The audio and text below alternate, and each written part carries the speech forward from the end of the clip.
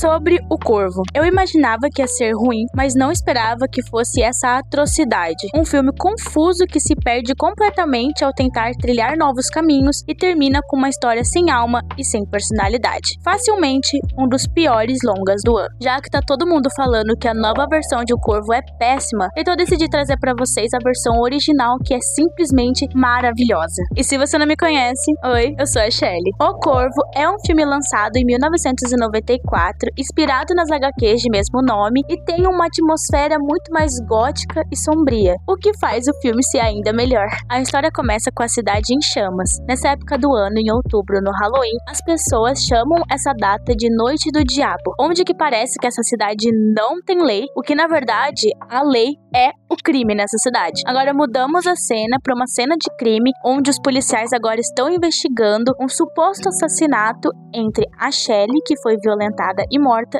e o seu namorado Eric Draven, que acabou caindo da janela. E se tudo isso não tivesse acontecido, ambos teriam se casado no dia seguinte. Um ano se passa e, como novamente chega na época da Noite do Diabo, começa a ter os vestígios agora novamente dos incêndios. Assim, um corvo místico misterioso pousa bem na lápide do Eric Draven, fazendo que ele voltasse à vida. No começo da transformação do Eric, ele fica muito confuso com as coisas que estão acontecendo, então rapidamente ele vai pra casa, que já é um lugar que ele já reconhece, e ele vê todo o caos que aconteceu, e agora ele começa a se lembrar de todo o caos que aconteceu naquela noite e de toda aquela tragédia. E é neste momento que a gente tem a cena icônica dele se maquiando ao som de Burn do The Cure. Ele tá tão bravo com essa situação que aconteceu com ele e com a sua namorada, que ele pega essa guitarra e vai pra cima do telhado e toca a guitarra em cima do telhado pra cidade inteira ouvir. Pra mim, ele foi a primeira pessoa a fazer isso. Desculpa, Ed.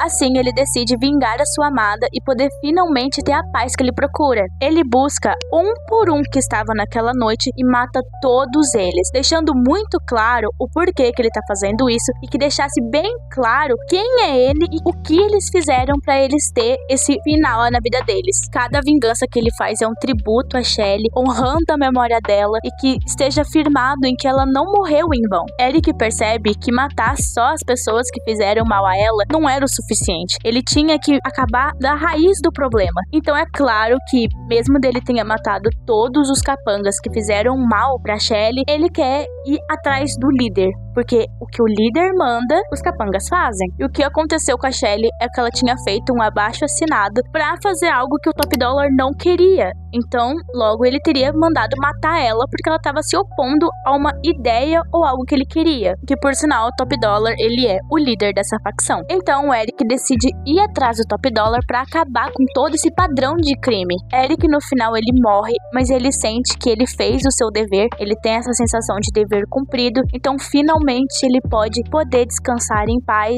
e ficar ao lado da Shelly agora, até o final da vida. Esse é um dos meus filmes favoritos da vida. Agradeço muito meu pai por ter me mostrado, porque eu assistia muito quando era criança, graças ao meu pai. Não é por coincidência que o meu nome seja o mesmo da protagonista do filme. Sinceramente, eu sinto falta de filmes que tem essa temada gótica, porque não vejo muito nesses últimos tempos. Eu vi o trailer do novo filme O Corvo, não me apeteceu muito, pra ser muito sincera, porque não tem essa temática gótica que eu gostava do primeiro filme. E esse primeiro filme, ele é icônico. Qualquer pessoa que curte essa energia gótica é um filme de referência e basicamente sempre vai ser um filme de referência. Ele é um filme extremamente bom. Eu acho que, dando esse resumo, não deu jus ao como esse filme tem uma simbologia muito grande, principalmente também porque alguns personagens eu acredito que não vão ser colocados nesse novo Corvo, principalmente a Sarah, que é uma personagem muito importante. Ao meu ver, ela é muito importante, principalmente pra mim, ela ser essa âncora entre a vida e a morte, porque como ela tinha muita amizade com o Eric antes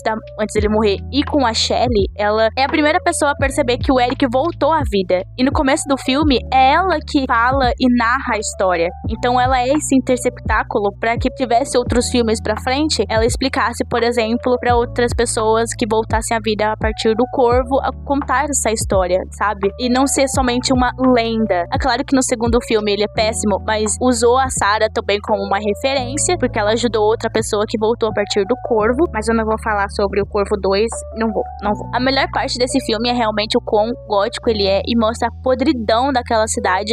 Eles não gastaram nenhuma verba pra mostrar o como aquilo era tenebroso, principalmente com essa ideia da noite do diabo, em que sempre era a época do ano que tudo pegava fogo, era a maior época do ano que tinha crime, e pra mim isso é muito pica.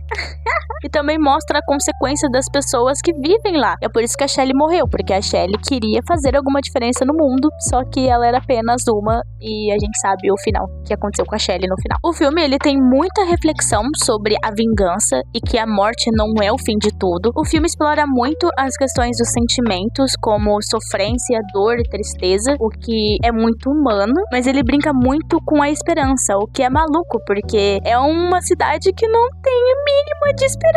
E é uma coisa que se mantém muito. A questão do Eric falar pra Sarah, por exemplo, a icônica frase: não pode chover o tempo todo. Queria que parasse de chover um pouco. Não pode chover o tempo todo.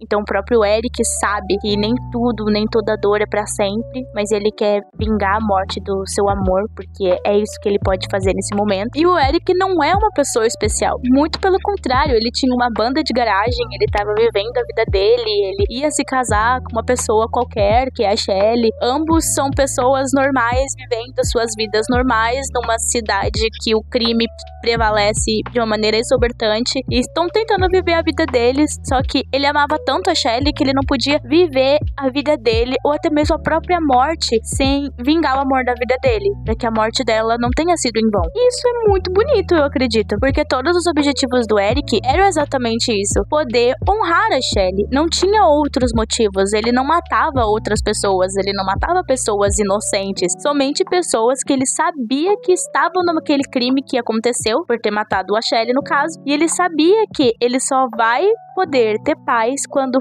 finalmente a fonte do problema se dissipe. Me faz o questionamento que é incrível o que a gente faz pelas pessoas que a gente ama, porque ele nunca iria descansar se ele não vingasse e honrasse o amor da vida dele. O filme, ele transparece muitas coisas negativas, como o uso de drogas, sobre o crime, a facção e várias outras coisas relacionadas a isso, mas como eu disse, eu fiquei muito chateada porque eu tenho certeza que a Sarah não vai aparecer nesse filme de maneira alguma, mas pra mim ela é muito importante, porque ela é a pessoa que representa a cidade em si, pessoas que vivem normalmente na cidade, como teve uma cena, por exemplo, que o Eric acaba matando um dos 5 da facção, e quem estava lá era a mãe da Sarah, e ela tava drogada, ele tira toda a droga do organismo dela e fala: o que você tá fazendo aí? Vai lá que sua filha tá te esperando. E ela, a partir daquele momento, por ela ter sido salva pelo Eric, ela tenta ser uma boa mãe a partir daquilo. Tipo, aparece uma reflexão na mente dela.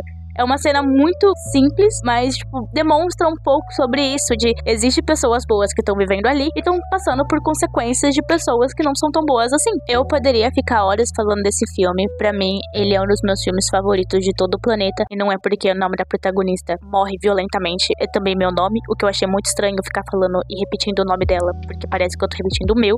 Mas esse filme, ele fala muito sobre a esperança em si, não somente sobre a vingança, que é o principal de toda a narrativa, mas é porque o Eric, ele nunca teria feito algo se não tivessem feito alguma coisa com alguém que ele ama, sabe? É exatamente isso. Até que ponto a gente vai, literalmente, voltar a viver, você morre e volta à vida pra vingar alguém que você ama, honrar alguém que você ama. E é exatamente isso que o filme passa, sabe? Alguém que amou intensamente outra pessoa e que não poderia descansar em paz se não vingasse ela. Mas, por enquanto é isso. Eu espero que eu tenha honrado esse filme maravilhoso, que é incrível pra mim. Ele moldou muito meu caráter como uma amante de filmes. Foi um dos primeiros filmes que eu achei em toda a minha vida. E também foi o filme que me apresentou a minha banda favorita, que é o The Cure. Então, pra mim, não tem outra coisa a falar sobre esse filme. Pra mim, ele é perfeito, ele é ótimo, ele é maravilhoso. Se vocês gostaram de mim, por favor, se inscrevam no canal e dê o like, por favor,